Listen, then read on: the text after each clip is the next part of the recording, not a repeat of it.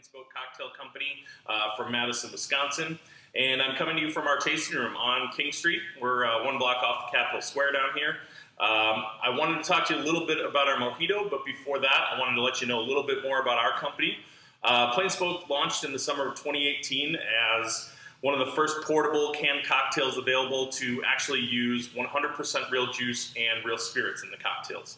Our goal was pretty simple. We wanted to deliver real, authentic cocktails that people could take wherever they were without having to mix the drinks themselves. So our mojito is made with our own house blend of rums from 5 different islands, and we use 100% real lime juice in the cocktails, never from concentrate. We add a little bit of spearmint and peppermint before rounding everything out with real cane sugar for balance. You can enjoy it right out of the can, pour it over ice if you're hanging out at home, and hope you like it. Are you ready to take the next step in your culinary career? Epic's culinary team has full-time openings for cooks, bakers, dishwashers, baristas, and more. You'll work with fresh, locally sourced ingredients to create memorable culinary experiences for staff. All positions offer a consistent schedule, primarily Monday through Friday, the full Epic benefits package, and opportunity for growth. Epic is a foodie-friendly company that is improving the future of healthcare. Click to learn more. All right.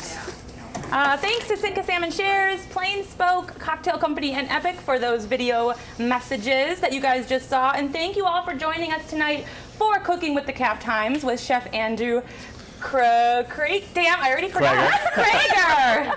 In my head, I gotta get, okay, Kroeger. Thanks, Chef. Of Fairchild Restaurant, he's right here. We've got, I'm gonna pass it off to Lindsay Christians, our food editor and our sec, who's right here on my other side. I'm Chelsea DeCane-Drobick, the audience strategist here at the Cap Times. I wanna thank our sponsors before we get started for helping make this video series possible. Our presenting sponsor is Sitka Salmon Shares. Use code COOKWITHCAP to get $25 off the first month of a premium seafood share. Learn more about their values and fishermen at sitkasalmonshares.com. We'll drop this code and the link into the chat. Our official kitchen sponsor, where we are this evening at Kessenich. For over 90 years, Kessenich has provided Madison and Dane County with quality products and outstanding service. Stop by their showroom to shop like a chef because they're always open to the public. You can visit kessenich.com for more info. And our official, I waited to crack this open, the official beverage sponsor, Plain Spoke Cocktail Company. You saw a message there from Tom. We hope you get some Plain Spoke to enjoy while watching tonight's event. But we're also getting, yeah, you guys, we're Plain Spoke ready in the house here. And we're also gonna give away a few 12 packs to the lucky viewers at home. There's an entry link that we'll drop in the chat for a drawing that we'll do after the demonstration is over. Click that to enter, and you must be 21 to win, or over, so not just 21. You can only be 21. You can only be 21. We'll get your IDs. Nobody over that age. And of course, our official culinary sponsor, brand new. I think this is the first time, the first event that we have them as a sponsor, Epic. Who you saw that video message from. We've got some Epic team members in the house tonight. We're very excited to have them here. A quick plug that if you post any pictures on social media while watching tonight, please tag the Cap Times on Twitter and Instagram. We'd love to see them and share them. And of course, we want to thank any Cap Times members for joining us tonight and for your continued support of local journalism and our newsroom. If you're not a member, you can become one at membership.captimes.com. We'll also post this link in the chat. Again, I gotta breathe after that all the time. Without further ado, I will now pass it off to Lindsay and Chef. Lindsay is one of Wisconsin's foremost food writers and critics. You know, I say that every time, and I mean it, Lindsay. Enjoy the event, everyone. Thank you. Cheers. Thank Cheers, you. Chef. Thank you. I won't get that name wrong again, I swear. Hi, thank you for being here. Thanks for having me. So, first of all, I was hoping you could introduce yourself a little bit to folks, just let them know. So I'm Andy Kroeger, chef partner of Fairchild Restaurant on Monroe Street. And how did you get started cooking? I know you were at L'Etoile for a little while, right? Yeah, so one of my first restaurant jobs was at L'Etoile back probably like 2005. Oh, okay. Just kind of the week Tori took over the restaurant from Odessa, so it was a pretty exciting time to be cooking there. Working with him every day was a huge influence for me. And then again, I worked there about 8 years after that. So yeah. which is where I met Itaru who I started Fairchild with. What made you want to start a restaurant with a Taru? I don't know. No, I've worked with tons of people, and we just got along. We cook the same way. We have the same palate to where, like, I know if I make something or he makes something, if he tastes something, I know what he's going to say about it, and vice versa. So we just have a really good working relationship, share a lot of same hobbies and things like that. So we kind of always talked about opening something together. Nice. And somehow it just randomly worked out. Cool. So, did you make pasta when you were a kid? Is this something you've been doing for a long time? No. So not as a kid, but I have been Yeah. doing it for, 10 or 15 years here and there. So I really started making more pasta down in Austin, Texas. I went down there to open a Italian restaurant and really started making pasta every day and learning it there. Yeah. I mean, I feel like fresh pasta, as amazing as it is a pretty time-consuming process. And I've heard from chefs who really love it, and also from chefs who really hate it. Yeah. So it sounds like you love it. Yeah, I think it's a good way to start your morning, and also as part of the process, if you're working somewhere and you're like really busy and doing things, if you're making pasta, there's really nothing else you can do. So no, you can't like go away. If somebody you can easily just kind of write everything else off for that hour or two and just focus on that, and that's kind of your excuse not to do anything else for 3 hours in the morning. Yeah. Do you listen to music? Do you listen to podcasts? Music, yeah. Yeah. Yeah. Yeah. It's kind of meditative, maybe? Yeah. Yeah, you Sounds can like- take out all your anger on the dough in the morning, and then you're relaxed and you're good for the rest of the night. Have you found that this is a weird question maybe, but like, does it make you stronger? Like when I was scooping ice cream, I noticed that my one arm got really strong and my other arm was not. But Do I not look strong? Do I not look strong? I make pasta every day. I think it's good. Yeah, if you're doing it right, it's a great workout. Like if you're making a lot of dough like we do at the restaurant, you're kind of tired after an hour of dough making. So yeah.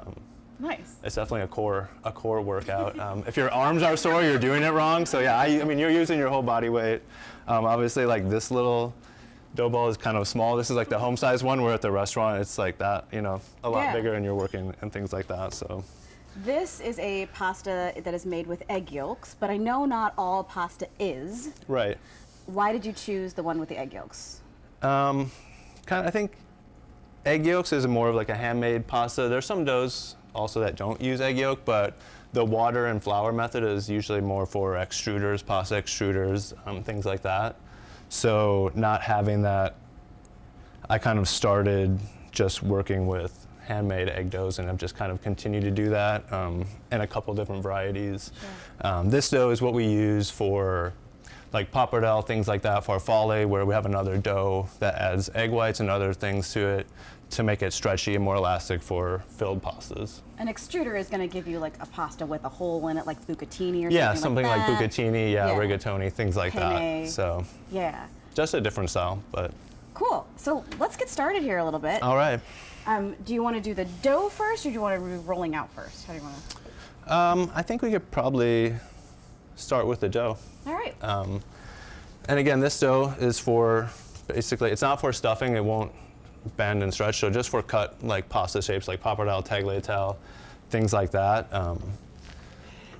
So we'll start, they have a recipe at home, right? Yes. All right, should have everyone has a recipe, okay. And I think Chris can probably put it in the chat if you don't right now, if you don't have it on hand. It's a shared Google Doc. You Yeah, can so find. more or less equal parts of double O flour and semolina flour. It seemed like a strange ratio to me of the amount of flour versus the amount of egg yolks. Egg. It seems like a lot. A lot of egg yolk, yeah. Yeah. So this is like a pretty heavy egg dough. The other doughs we use are usually like half as much egg to flour, so this one is definitely like an eggy kind of dough. So we're just trying to start, make a small well, just like that. How well does these need to be combined? Like a little bit or not? It's going to become combined after you're kneading it and working it. So you can mix it all together and make it really combined, and sift it if you'd like. That always helps, just in case there's something inside of it, or you never know. But not necessarily necessary. So we'll just make a small well. It looks Put your kind of like a dessert egg- almost, like a peach Yeah, dessert. you could put that in the oven and bake it, and you've got a. There you go. So, and then we're just going to work and incorporate, kind of, just starting to bring the dough together with a fork. There's no salt in this, which I thought was interesting. No salt in the dough. Some people add salt, but really, if your salted pasta water is correct, it's going to soak up all the salt from that. So that for me is the best way to incorporate the seasoning. The yolks are so dark.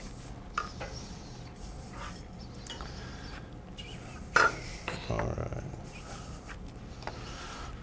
So once it starts kind of coming together, the yolks aren't running around kind of like that.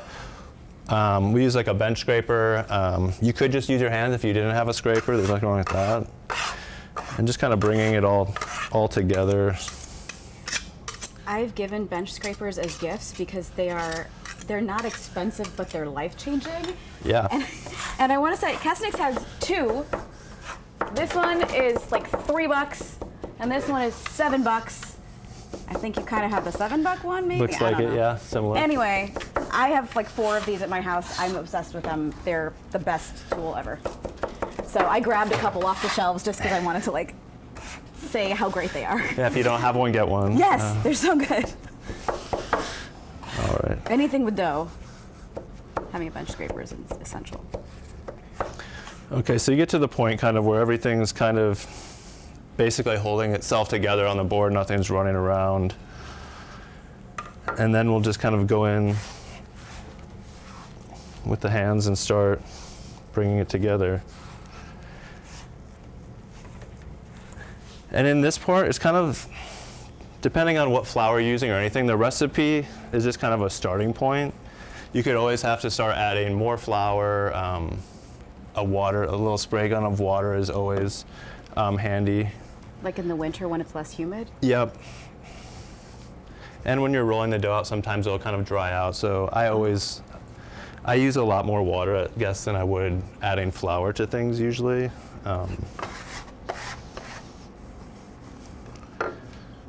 So it's more of a feel. Like if the dough feels sticky to you, then it probably needs a little flour. So I always work with semolina. Once the dough's together on the bench, I just use semolina for any pasta.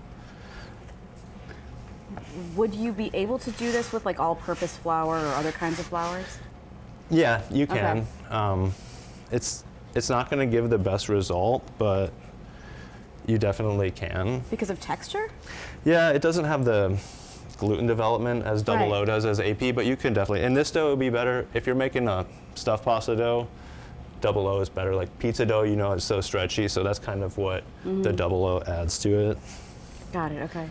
Some people use double O in pizza dough too, right? Oh yeah, Yeah. usually, primarily, mostly. Okay, so this part, it's kind of together. It's a little tacky, but it's what you're looking for, kind of a dough ball. Looks like Play-Doh. Yeah, exactly, like Play-Doh. So what I do in the kneading part of it, like this part you can see like it's easy, you can pull it apart. It's not dough yet. Like if you cook this, it's just gonna be a blob of nothing. Like imagine like putting a piece of bread we were talking about earlier. You put a piece of bread in boiling water, it's gonna turn into nothing. So that's kind of what you would get if you did this. So working it, what I do is kind of just keeping your arm straight and using your body weight to kind of push the dough, and then rotating it. Kind of go 2 turns, rotate it like that, just to help develop the gluten and everything in the flour. And you'll see once you do this for about, with a small ball like this, 10 minutes maybe, 15 minutes. You're like, hold There's no on. point in doing it shorter than that because your pasta's not going to turn out. So you're going to go through the whole process. It's good to put in the time and get it where it needs to be, which is like this. So this one's finished. And you said you pretty much can't overwork it, right? It's not Right. like pie dough Yeah. or like scones where I can Right. kill It's not like somebody.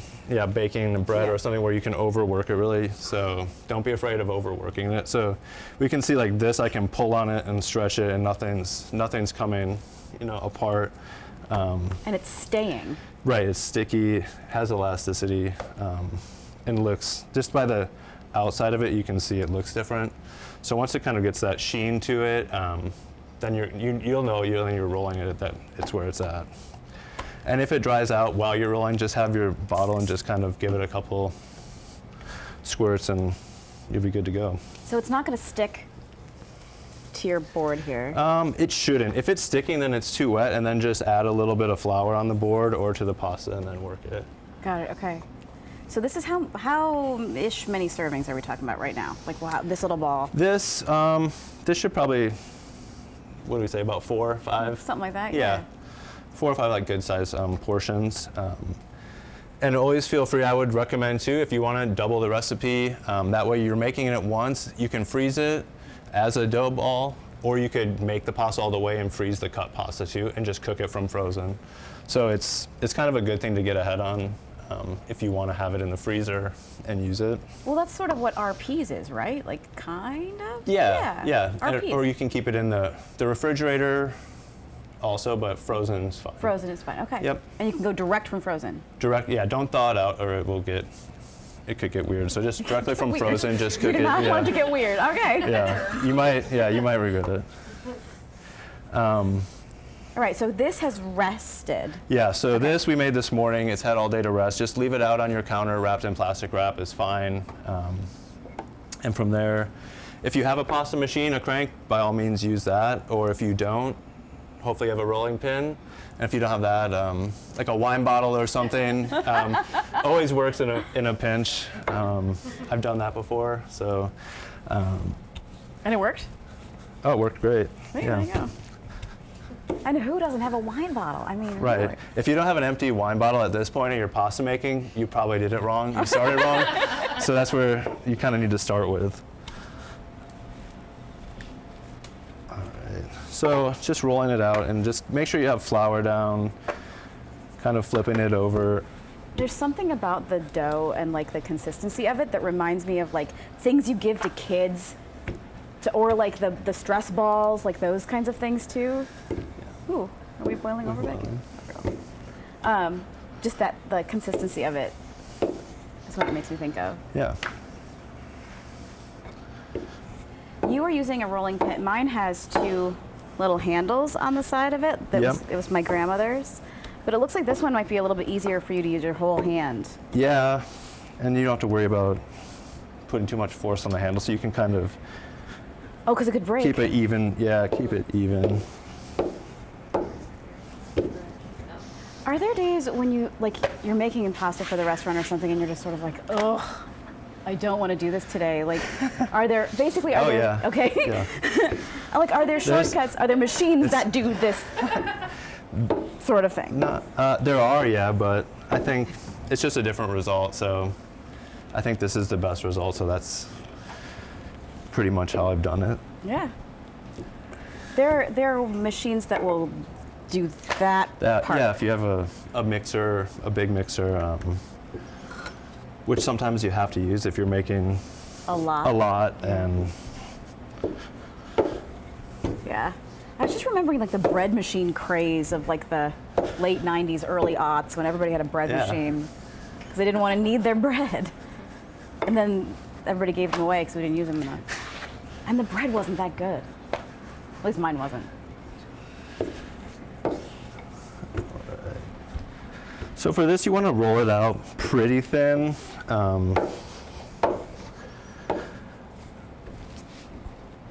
It doesn't have to be thin as paper. Just get a heartier noodle, I guess, for as thick as it is. Does anyone say it should be thin as paper? Is that the thing? Some pastas, more for filled pastas and some things thinner. I see. But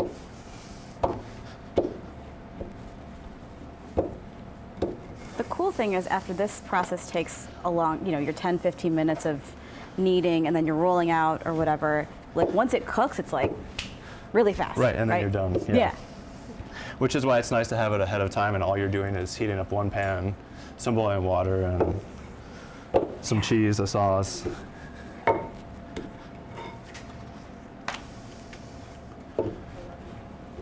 All right. Is it time to cut? I don't know. I feel like if I was reading a little recipe thick. on the internet, it would like tell me what this measurement is, you know? And I would be like You trying have to to get out, yeah. figure out how thin it actually is.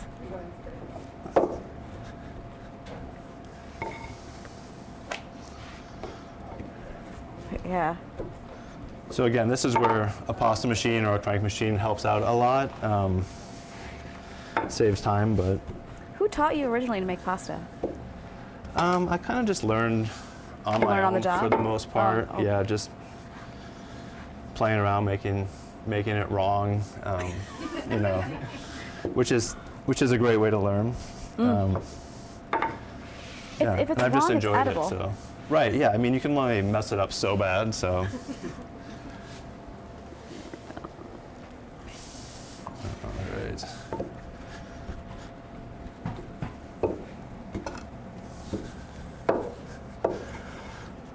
All right, so that's pretty close. We would probably maybe take it a little thinner, but luckily we have some already cut and made in the fridge. So from here, you can do, you know, cutting it, depending on what pasta you're making, which with this dough, at this point, you can make, you know, as thick or as thin of a noodle as you want.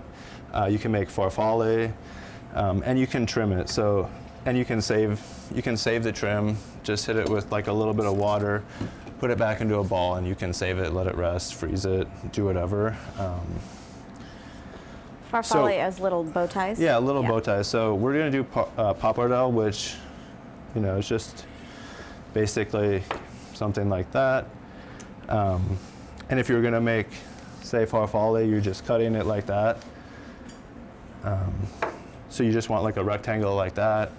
You can fold it over, pinch it, and then you have farfalles too. So you can, if you have a cutter, pasta cutter, that works too, and you just kind of cut the edges, which is what we do at the restaurant with farfalles. So those, and then you can use those right away, freeze them, do anything. My mom had one of those in her cupboard for years, and I had no idea what it did. It's Very just- cool. Yeah, they're great. So that's kind of the cutting of it. So I would just go along, cut it, and you can cut it and then just kind of let it, if you want now, put a little semolina flour on it, let it just sit out and kind of dry out a little bit. It can sit out for like 20, just depending on how humid it is. Let it sit out. It's not gonna get bad. You just don't want it to get too dry. Okay. So you can do that, have it sitting out. while Does you it move matter how, like, I know sometimes when you're cooking, it can matter that the cuts are exactly the same, so it cooks the same way. Yeah. But here, the thickness is The always thickness the same. is the same, so it's pretty much, and if one's a little wider than the other one, it's not a big deal, you know? You're cooking at home, so it's all good. Cooking for your own face. Right, yeah. So Okay. that's kind of that part of it. Awesome. Do we want to do the pesto Yeah, next? Or? I think let's do the pesto. Did anybody have questions? Either on the internet or in real life? Not on the internet. Anybody need another mojito from Plain Spoke, maybe? No? Okay. These are really cool. How Yeah. much salt do you put in the water? You said that covers. You should put, I would say, just taste it. It should taste salt, like it has a good amount of salt in it. Probably a little bit more than you would think you should put in. And then if it's not seasoned enough, you can always add salt to it when you're making, like finishing it too. So Yeah. not as much as like blanching a veg. It shouldn't taste maybe like the ocean, but still have a good amount of salt. I probably put in that pot a cup of salt, and that pot's pretty full. It's a big pot. Right, yeah. I mean, so I would say, yeah, at home, start with like a half cup of water in a pot size. I have a little kosher salt, I don't know, pot by my stove, and I just grab a handful and go like that. Yeah, start with a handful and then, Start with a and then handful. go from there. Yeah. Okay, so the pesto. So this is something we always make this time of year when squash blossoms come into season. Very simple. There's just a few ingredients. Everything's raw, so you just throw it all into the blender.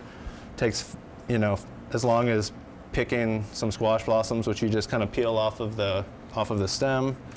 Some cherry tomatoes, a little Parmesan cheese or vecchio, really anything. You could use any cheese you want. as long as it's just great, like a firm grated cheese, and some toasted sunflower seeds. Can you show them the squash blossoms just so people Yeah. can see what they look like?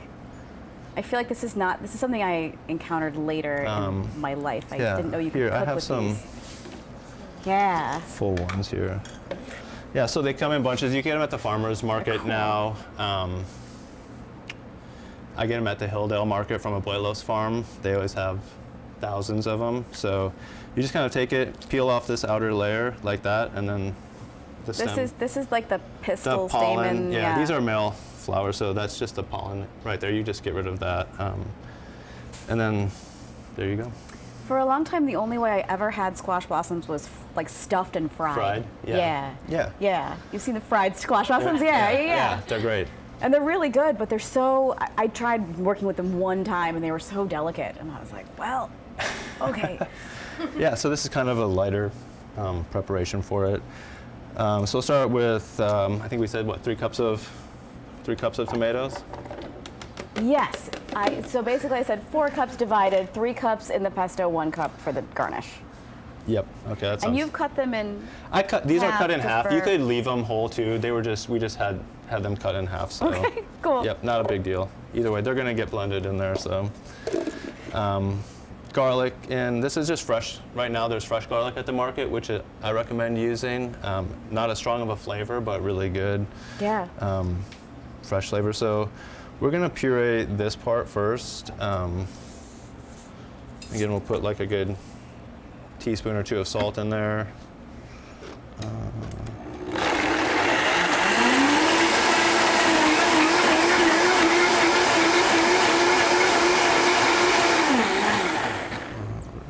We literally took this off the shelves of Kessenich's.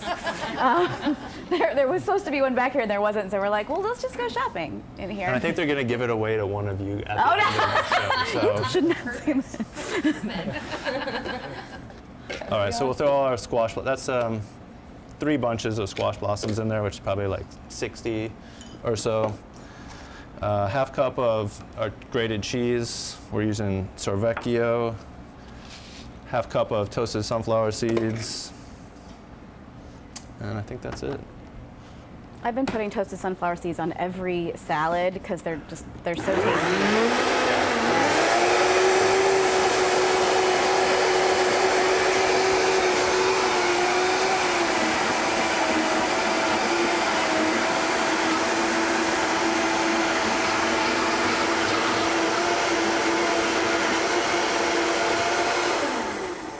So just puree it about 30 seconds and it's good to go. Nice. That's so fast. When I was writing the recipe for this, I was like, oh, there's no oil. Yeah, there's no oil in this. You could add some. We're going to add a little bit to the pans to start with and kind of saute the cherry tomatoes a little bit with it. It just makes it easy. When you add it to the pasta, and it's not, you have to worry about it breaking per se. If there's a lot of olive oil in it, you're heating it up at home, like it can be a little more of a predicament. And it could be very easily made vegan if you omit the cheese, things like that. So I think when I first learned about pesto, I just assumed it was always basil, like pine nuts, Parmesan or Pecorino, yeah, olive oil. which it So- definitely can. I mean, it can be basically whatever you want to make it into. Yeah. So, But yeah. I didn't realize that there's like a whole world of pestos. Yeah, and if you didn't have sunflower seeds, you could use pine nuts. Walnuts would also be good. Really anything. Yeah, nice. It's a cool All right. color. It's like really pretty. So- Hold up so y'all can see it. Sweet. This neat color. But looks great. Yeah, and I really like making it with sun-gold tomatoes, and when they come into season in about a week or two, they really kind of make the best version of it, I would say. So here, This looks really cool. I kind of want people to see this. here's our pasta. The So tray here's of what we pasta, made yeah. at the restaurant. So all ready to go. Isn't that cool? I'm like taking credit for this. I did not do anything. Lindsay was there all morning helping me. So Absolutely not.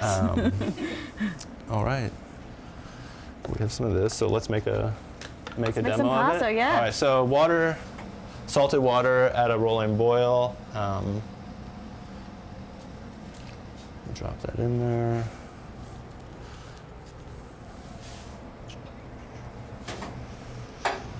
How hot do you get the skillet? For this, it doesn't have to be too hot. We're not Okay. trying to sear anything really, get any color. We're just kind of warming up the tomatoes, not setting the smoke alarm off in your house or your apartment. Or maybe you are, I don't, maybe. Very sensitive. Yeah. I like when I first asked you about this demo, you said that, you were going to do fresh pasta, we knew that. But then what the topping would be was just sort of like, well, we're going to see what's looking good at the market.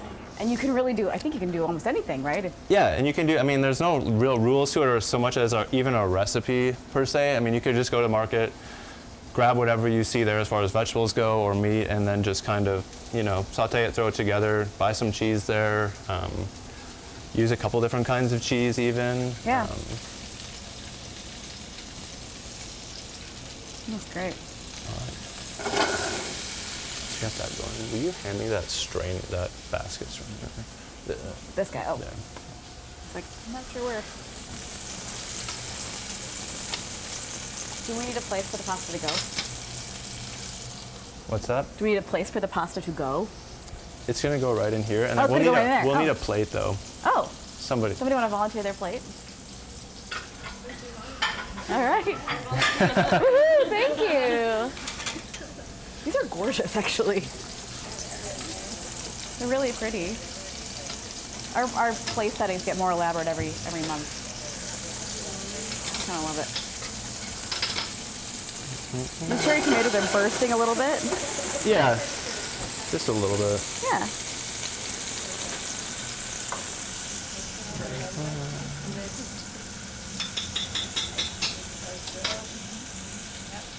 So, how long does the pasta typically take to cook? So if you just made it, it's fresh. It's been, maybe you let it sit out for like 20 minutes, an hour to dry out. It will cook in about 2 minutes, 3 minutes. Okay. Pretty quick. If you needed it right and kind of done everything right, you can cook it a little bit longer than you think. It's not going to totally get soggy and go to the bad place. So. So we'll cook it most of the way in the water, leave it a little bit undercooked, so when we add it here and we're continuing to cook it and adding it and kind of creating that sauce with the pesto, that it can kind of finish cooking. Is there any truth to the throw it at the wall and see if it sticks method? Do you want to try it? No, And see? You should try it. We've got some, we can lose one. Like, We can- Like, does that work? Is I that don't a know. real thing? Oh. I don't know if it does. I don't know. Okay. Okay. But I kind of want to see you try it. Yes, I think the viewing, they're all commenting, Lindsay must throw the pasta. Do we Nobody's do you need commenting, one? but I want them to. I think this would make for good TV here. These aren't my walls. I'm immediately feeling like, no, I don't want to mess anything up. Let's do the ceiling. We can try the ceiling at least. We're Sorry, sorry, guys. Kessenich. Just see if it sticks. You want to see if it sticks? Here. Ah. I think What's here. the best wall you it's think? warm, but. In this area. Oh boy. It's stuck to the floor, so that's. Well, where's a wall? You could throw it against like the pizza oven, like Ooh. Yeah, throw it against. Our camera crew is It kind of did. I think it. I mean, the pizza That oven's might be as warm, good as yes? you're gonna That's get with a little that big. different. But it's really The big. heat is. So that's perfect, I think, because we don't want it fully cooked. We're gonna finish cooking it down here. So I think that's good. Okay, we do have a question from our viewers. See, look at this. Sue commented and asked, is 2 to 3 minutes for cooking pasta al dente? I usually like my pasta cooked a little more. I would say cook it a little more, and if you're just pull one out and taste it is the best way to know, really, especially if you're not used to cooking it and maybe it's your first time. It could be a little thicker or thinner. So I would say at 2 minutes, pull one out and just see where it's at. Thank you, Sue. Yeah. So I added a little bit of water from the pasta pot too. I Which we forget do this quite a kind of bit. thing all the time. It's like reserve water. I'm like, oh crap! I forget. Like halfway through, have you ever seen this when you're draining pasta and then it's like, oh, reserve. Too late. Oh yeah. Yeah, and hope it doesn't tip too much. All right. So we put a couple spoonfuls of pesto in there. at the restaurant, what would you do with this pasta? Well, we're doing this right now with farfalle on the menu. We Okay. add some spring onions to it, and that's about it. Just spring onions? Yeah, spring Okay. onions. Sounds really good. But you could do it with like a lamb sauce or something heartier too, right? Right. Yeah. Yeah. You could do it. You could do it It holds up. with Oh yeah. With this pasta, you can. We usually with pappardelle use more like meat-based ragouts and things like that, but this is an easy one at home cooking. Like cutting pasta like this is probably the easiest way to start. All right. So we'll get it to that point. So you make pasta every day. Have you leveled up? Like, what are some of the harder ones you do, or have done? Orecchiette takes a long time. The little ears? The little ears, because making all the little ears. That's my favorite shape. The hardest one to make. Oh, I didn't know it was the hardest one.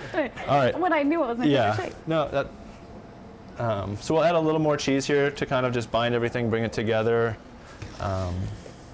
Some savory. We're using savory as a herb right now. You could easily use basil, oregano would work. From the market? Couple. Yeah. I was asking about that because I do grow basil, but I don't grow savory Yeah, basil would be perfect.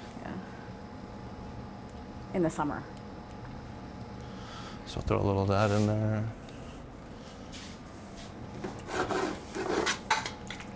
I don't know if we want to show people this a little bit here. Yeah, so you can kind of see it. It comes together when you kind of toss it. It all sticks together. If it's like super wet and tons of liquid and stuff in there, just cook it down a little bit more so it kind of binds itself all together. And of course, you can use a spatula if you have one.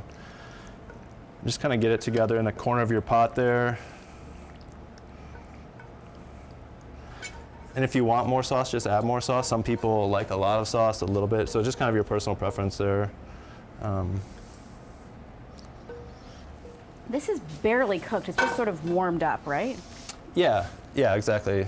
So The tomatoes are will just still- kind of yeah. warmed through otherwise, Yeah. so you can still kind of taste them. Of course, just garnish with some cheese, cracked black pepper sometimes, whatever you've got around. And then you do the other tomatoes too, right? And Like, then you can add more tomato on top if you want. oh, but you maybe a added little more. those when you were doing. Yeah, I this just part. kind of added Yeah, into that okay. part, yeah. So there's some into pesto and then also some just kind of sauteed. I think that's wrong in the recipe, but I'll fix it. And I mean, yeah, you can add a few on, we can throw a few on top too. Yeah, it might be wrong. I don't remember. There's nothing wrong, there's no wrong way to do it, so that, See, maybe a little no salt. wrong way. And that's it. All right, let's show folks what this looks like. It's beautiful. There it is. Woohoo! It's so summery too. That's awesome. Well, thank you. That's beautiful. Of course. I have a question about pesto. Is it pesto basically if there's like ground up like seeds of some sort? Yeah, it's kind of just a paste, like any kind of, you could call anything pesto basically. It's kind of like calling, I don't know, something a sauce, right? It's just a paste. Do you want to repeat that question? Maybe? Yeah. So the question was just what makes pesto pesto, or like how do you decide what makes it a pesto, right? Yeah. And I don't know anything about it, like Italian language very much. Yeah, but- it kind of just translates to paste. Yeah. So I imagine everyone has kind of their own recipe and then multiple different ones. So this is just kind of a squash blossom paste, I guess. So yeah, That's there's not like a specific recipe for pesto. Yeah. Pat commented and said pesto means paste. Yep. Didn't There know you go, that. Pat. Thanks, Pat. Pat watching. I didn't get a lot of awkwardness tonight, so I got to insert some of that. Yeah, that's good. Last time I like doing pestos with things like arugula. Yeah, arugula and pistachio is always Yes, good. Really good. But this seems like it's very versatile. You could really do a lot of different things with it. Yeah. But yeah, any final questions? Any final thoughts? Do you have a certain pasta dish you like to cook the most? Like one that you think is the most fun? question about what pasta dish she likes to cook the most. No, I don't have a favorite. I like making all kinds of pasta. I mean, trying different pastas, especially like going out and trying other people's pasta, seeing that. Just like classic pork ragu is something that I usually order. At Fairchild, is there a dish that's more popular, like the one that's just flying out all the time? We change everything kind of regularly, so I would say no, we run 2 or 3 pastas at a time usually, so and then change them kind of once a week, probably That's good twice to a week, just know. depending on how long something's in season. Yeah, that's really good to know. I was wondering if there are things that people, like, that you or other people maybe when they first are starting out tend to do wrong. Like pitfalls, like not working the dough enough, for example. Yeah, probably not putting in the time with the dough to start with, because then no matter what you add to it at the end, you're not going to have a good, like the pasta's going to be not good.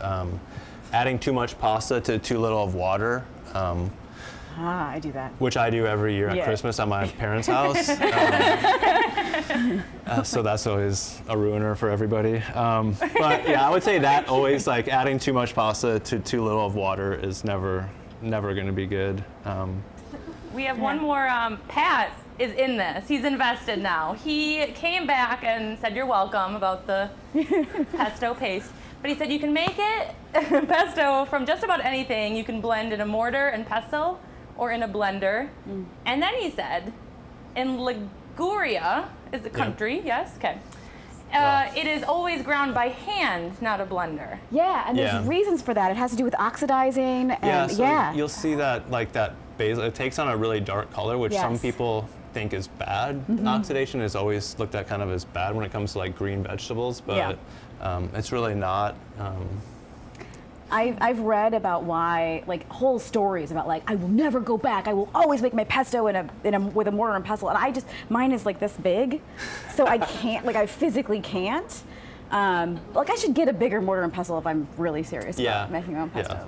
But and it's not a single-use tool. You can do a lot of different things with it. Yeah, absolutely. But yeah. Oh, speaking of tools, I did want to like super quick plug. So when we were doing this recipe with the weights, the grams, a lot of chefs use grams. Yep. But a lot of home cooks use cups and measures.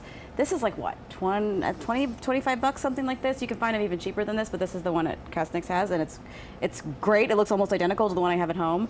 I use my scale every day. It is an essential thing in my kitchen. And I was like polling people in the newsroom, like, who has a scale? Who has a scale? And so people were like, no, people don't have scales.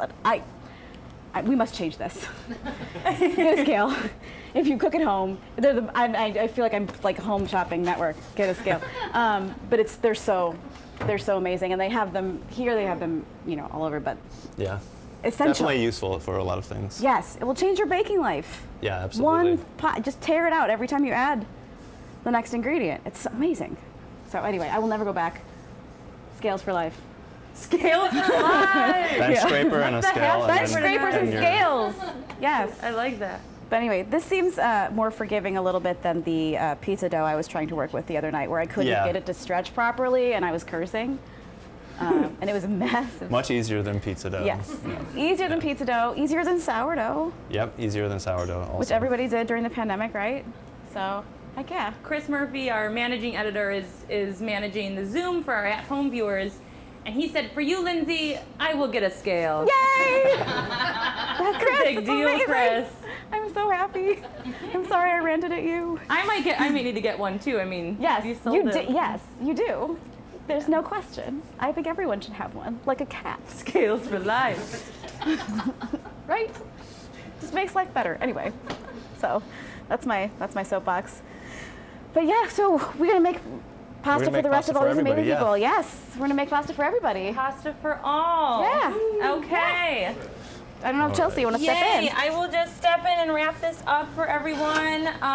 Thank you for everyone at home who's watching and who watched tonight. Thanks for our in-person viewing audience who will get to try this delicious dish. Yay. We started this series earlier this year during the pandemic as the world is opening up. As a virtual-only series, we'll be opening up more chances for you guys at home to attend in person. So keep your eyes peeled to our newsletters. Tech Times members get first dibs at at in-person spots and our social media too. Yeah, next one is August 12th. August 12th. Yes, August 12th. Yay! Do we know the chef for that one? Yeah, Yes, it's going to be Elena Terry from Wild Berries. She's a Ho-Chunk chef. She's amazing, and she's one of the sweetest people in the whole world. Cool. And I love her. I love her food. So yeah, she's a really, really cool chef. Awesome. August 12th. Yeah, next one. Cool. We'll create the Facebook event probably early next week, and then we'll start releasing some of those in-person only spots. Very exclusive. And thank you again, of course, to our sponsors, Sitka Salmon Shares, Kessenich, Plain Spoke Cocktail Company, delicious mojitos. Were they good? Yeah. Cool. Yeah. Very good. Yes. And of course, Epic, our culinary career sponsor. And thank you for coming, Epic. And Wisconsin Distributors and Plain Spoke in the house. Thank you, Chef. Thank you, Lindsay. Thank you. Thank you. Thank you, guys. Cheers. Cheers.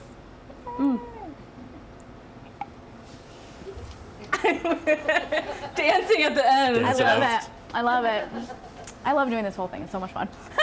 Cheers to you guys. Round of applause for these two, right? That was awesome. All right, let's make some Good. pasta. How can I help you? Does anybody need another mojito? I'm gonna move One this here, two here. out the way. Good, you good? Okay. Move. Get out the way. It felt like it was looking at me over my shoulder. And I was like, At least we didn't kick it over. Yay! do you think we didn't kick it over? Okay, good, because there was one more left in here. Will you take this one for Riley? You wanted one too. What's that? Greek folks, unless you need me. Nope, you're good. Two.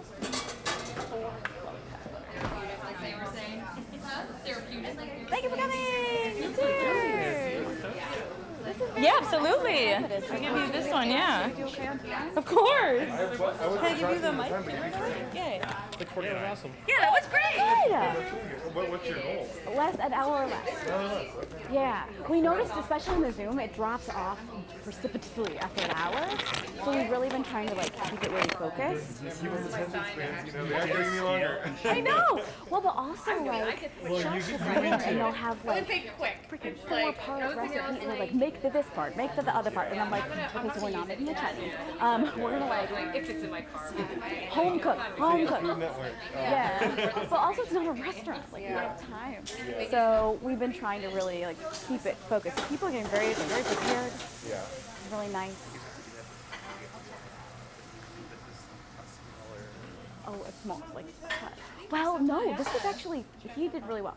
But he gave me the recipe for the pasta, which is just 3 ingredients. And I was like, but there's something on top of it though, right? And so then we got the. Well, no, I think he was going to do something on the top, but it took until 3 days ago to show you what it was. Yeah, it's fine. Yeah. Yes, it's seasonality.